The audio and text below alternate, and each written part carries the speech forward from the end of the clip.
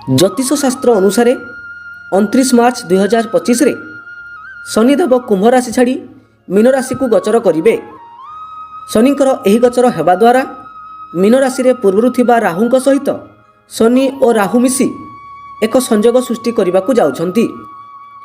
18 मे 2025 पर्यंत आगामी 50 दिन पर्यंत शनि और राहुंक द्वारा एक अद्भुत संजोग बनवा को जाउअछि।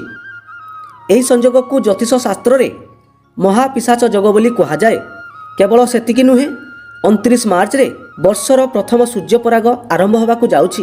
एही सूर्यपराग साधारण सूर्यपराग नुहे, एक महासूर्यपराग होबाकू जाउछि।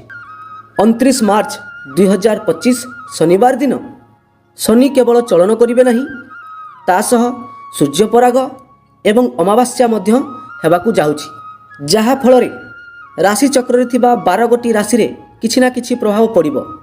तासह देश दुनिया रे मध्य एहार किछि ना किछि प्रभाव देखिबाकू मिलिबो। राहु जदि कर्मर विस्तार भाव अटंती, शनि होउछंती कर्म, अर्थात एही समय एक एमिति एक समय रहिबो जहा कारणरू किछि लोकंक जीवन रे लक्ष्य प्राप्ति रे सफलतार मार्ग मिली जिवो। किंतु एमिति किछि लोक मध्य रहिबे, सफलता तो दूरर कथा, जीवन रे एमिति संकट पड़िबो जे सेमाने स्वप्न रे भी केबे भाबी नथिबे। बंधुगण, शास्त्र कहिथाय कि कौनसी व्यक्ति जदि अपमृत्यु होता है किंबा मृत्यु पूर्व जदि तार आत्मारे शांति न थाए एवं अशांतिकर जदि से मृत्यु करिथाए, ताहले सही व्यक्तिर आत्मा जो जनि रे प्रवेश करे ताकू पिशाच जनि बोली कहा जाए। शनि होचंती क्रूर ग्रह, राहु होचंती पापी ग्रह। एही दुईटी ग्रहक संजोग हेबा द्वारा पिशाच जगर निर्माण होइथाए। 29 मार्च को जेतेबेले शनिकर गोचर मीन राशि को हेबो, मीन राशि रे ऑलरेडी 5टी ग्रह पूर्वरु अछंती। मंगल, गुरु, केतुंक छाड़देले मीन राशि रे शनि, राहु समेत अन्य ग्रह माने मीन राशि रे रहिबे। शनिदेव निज राशि छाड़ी शत्रु राशि रे प्रवेश करने को जाउछंती, जेहु राशि रे पूर्वरु 3 डिग्री रे राहुदेव विराजित अटंती। बंधुगण, वर्षर प्रथम सूर्यपराग मामूली सूर्यपराग हेब नाही, बरं एहा एक महासूर्यपराग हेबाकू जाउछि, जहाँकि 29 मार्च 2025 शनिवार दिन पड़िबाकू जाउअछि एवं एही दिन चैत्र अमावास्या मध्य पड़ुअछि। धार्मिक मान्यता अनुसार सूर्यपरागरे समस्त दैविक शक्तिर प्रभाव कम हो जाए। 29 मार्च 2025 शनिवार दिन रात्रि 9:01 यही सूर्यपराग आरंभ होब एवं यार समाप्ति मध्यरात्रि 2:02 हेब। यही सूर्यपराग भारत में देखा नहीं।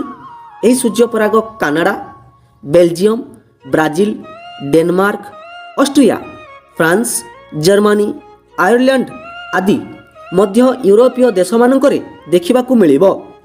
एही सूर्यपराग भारत उपरे न पड़िले मध्य समग्र विश्व उपरे पड़िबाकू जाउअछि। समस्त राशि रे एहार प्रभाव पड़िबो। तेणु एही दिन कोनोसी उपाय करा जाए, ताहाले सही उपायर प्रभाव आपण मानकू तुरंत प्राप्त होइथाय। बंधुगण, जेतेबेले सूर्यपराग होइथाय सेतेबेले सूर्यदेव नक्षत्र किंबा राशि रे परिवर्तन मध्य करिथांती। यार पूरापूरी प्रभाव 12 गोटी राशि उपरे सीधा सड़क भाव में पड़ी थाए। शास्त्र कही थाए, जथा शनि तथा राहु उभय मित्र होइथिबा कारणरू बेले बेले जातक को उच्चतम पदप्रतिष्ठा मध्य देई थाए, सफलतार मार्ग देई थाए। देखिबे जो व्यक्तिंकर जातक शनि राहु एकत्र थिबे, सही व्यक्ति जीवन में केबे हार मानि न थाए। हुए तो सही व्यक्ति विराट धनी होइथिबो, नहले गरीबर छाया ता पाखरु केबे छाड़ू नथिबो।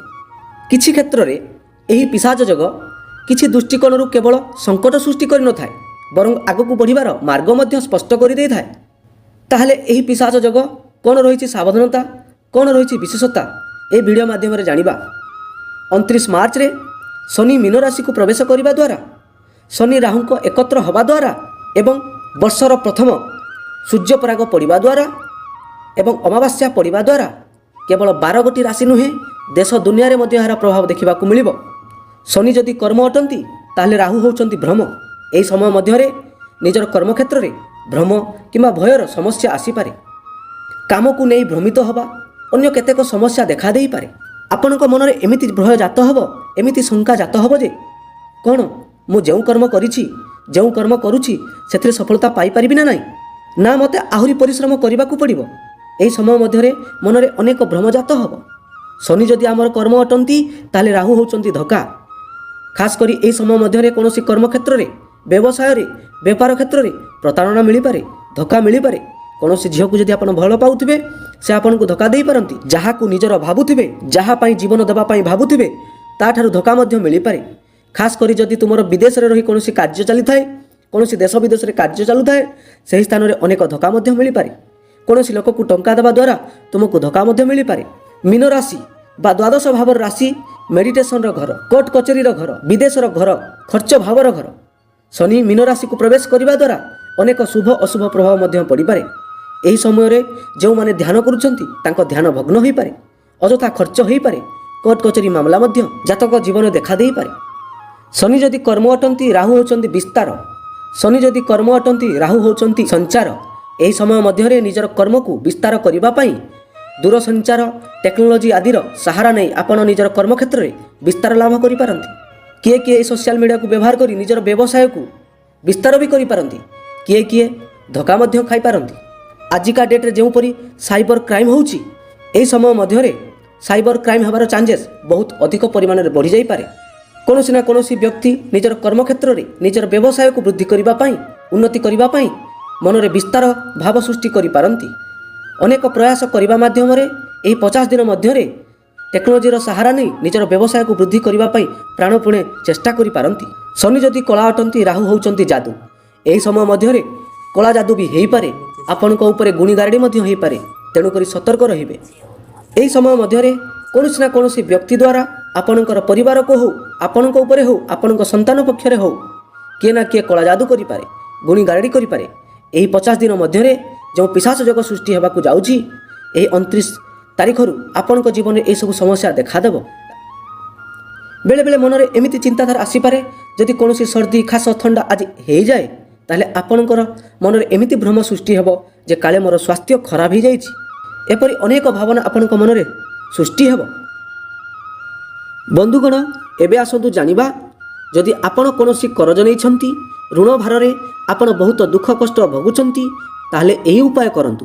ଯେମିତି ସୂର୍ଯ୍ୟପରାଗ ଆରମ୍ଭ ହେବ, ଠିକ୍ ସେହି ସମୟରେ ଗୋଟିଏ ଲାଲ କପଡ଼ା ନେବେ ଏବଂ ସେହି ଲାଲ କପଡ଼ାରେ ଗୋଟିଏ ମୁଠି ଲବଙ୍ଗ, ଗୋଟିଏ ମୁଠି କର୍ପୂର ରଖିଦିଅନ୍ତୁ ଏବଂ ତାକୁ ଏକ ସୂତାରେ ପୁଟୁଳି କରି ବାନ୍ଧି ଦିଅନ୍ତୁ।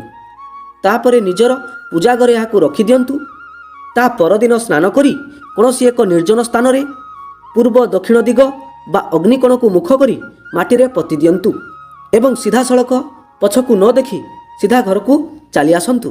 ଦେଖିବେ ଆପଣଙ୍କର ଋଣ ସମସ୍ୟା କେବଳ ଦୂର ହେବ ନାହିଁ, ତା ସହ ଧନର ଆଗମନ ହେବ। ଆପଣଙ୍କର ଦୁଃଖ କଷ୍ଟ ସବୁ ସମସ୍ୟା ଦୂର ହେବା ସହ ଶତ୍ରୁ ଭୟ ମଧ୍ୟ ଦୂର ହୋଇଯିବ। ତାପରେ ଆପଣ ଏହି ଦ୍ୱିତୀୟ ଉପାୟ କରନ୍ତୁ। ବନ୍ଧୁଗଣ, ଯଦି ଆପଣଙ୍କ ଉପରେ ନକାରାତ୍ମକ ପ୍ରଭାବ ପଡ଼ିଅଛି କିମ୍ବା ଆପଣଙ୍କ ଘରେ କିଏ ଗୁଣିଗାରେଡ଼ି କରିଅଛି, ଯାହାଫଳରେ ପରିବାରରେ ସମସ୍ତଙ୍କର ଦେହ ଖରାପ ହେଉଛି, ପରିବାରରେ ଅଶାନ୍ତି ଲାଗି ରହୁଛି, ଯାହା କାରଣରୁ ଆପଣ ଚିନ୍ତାରେ ଅଛନ୍ତି, ତାହେଲେ ଏହି ସୂର୍ଯ୍ୟ ପରାଗ ଦିନ ଆପଣ ଗୋଟିଏ ନଡ଼ିଆ ନେଇ ଆଣନ୍ତୁ। ଏହି ନଡ଼ିଆକୁ ଘରର ସମସ୍ତ ସଦସ୍ୟଙ୍କ ମୁଣ୍ଡରୁ ଗୋଡ଼ ପର୍ଯ୍ୟନ୍ତ ଉତରାଇ ଆଣନ୍ତୁ। ଏହାକୁ 7 ଥର ଲେଖାଏଁ କରିବେ। ସମସ୍ତଙ୍କ ଉପରେ 7 ଥର ଲେଖାଁ ଉତରାଇ ଆଣିବେ। ତାପରେ ଏହି ନଡ଼ିଆକୁ ତାର ଆଗ ଦିନ ବା ପରଦିନ ସୂର୍ଯ୍ୟ ଉଇଁବା ପୂର୍ବରୁ ଜଳରେ ଭସେଇ ଦେବେ। ଦେଖିବେ ଏହି ଉପାୟ କରିବା ଦ୍ୱାରା ଘରୁ ସମସ୍ତ ନକାରାତ୍ମକ ଶକ୍ତି ନଷ୍ଟ ହୋଇଯିବ।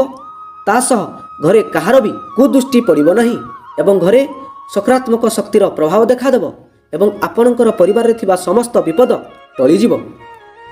ଆପଣମାନଙ୍କୁ ଯଦି ଭଲ ଲାଗିଥାଏ ତାହେଲେ ଚ୍ୟାନେଲକୁ ସବସ୍କ୍ରାଇବ୍ କରିଦେବେ ଏବଂ ଏହି ଭିଡ଼ିଓକୁ ଆପଣଙ୍କ ବନ୍ଧୁ ବାନ୍ଧବ ସାଙ୍ଗସାଥୀଙ୍କ ପାଖକୁ ସେୟାର କରିଦେବେ।